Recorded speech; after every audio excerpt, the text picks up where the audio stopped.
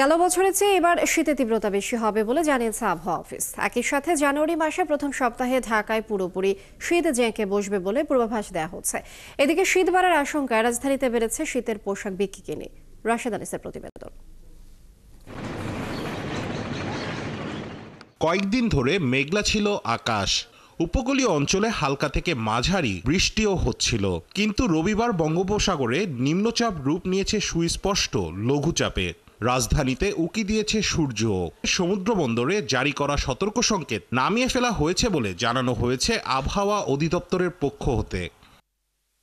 এদিকে দেশের উত্তরের জেলা পঞ্চগড়ে মৃদু শৈত্যপ্রবাহ চললেও চলতি মাসে ঢাকায় শৈত্যপ্রবাহের শঙ্কা নেই বলছে আবহাওয়া অফিস।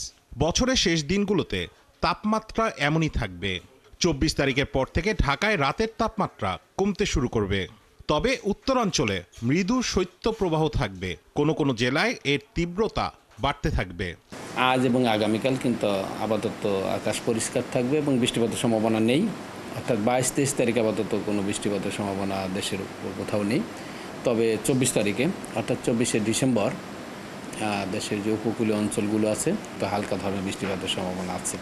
আবহাওয়াবিদরা বলছেন, নতুন বছরের শুরুতে জেঁকে বসবে শীত। গেল বছরের তুলনায় এ বছরে শীত বাড়তে পারে। ডিসেম্বর মাসে উত্তরবঙ্গে হয়তো দু এক জায়গাতে মৃদু শৈত্যপ্রবাহের মধ্যে চলে আসতে পারে। এর পরবর্তীতে পুরো জানুয়ারি মাসে আমাদের শীতের তীব্রতা ক্রমান্বয়ে বৃদ্ধি পাবে। অর্থাৎ তাপমাত্রা, রাতের তাপমাত্রা কিছু ক্রমান্বয়ে আস্তে আস্তে কমতে থাকবে। এদিকে শীত বাড়ার আশঙ্কায় রাজধানীতে জমে উঠেছে শীতের পোশাকের কেনাকাটা। শীতের তীব্রতা বাড়ার সাথে সাথে বিক্রি আরও বাড়বে বলছেন দোকানিরা।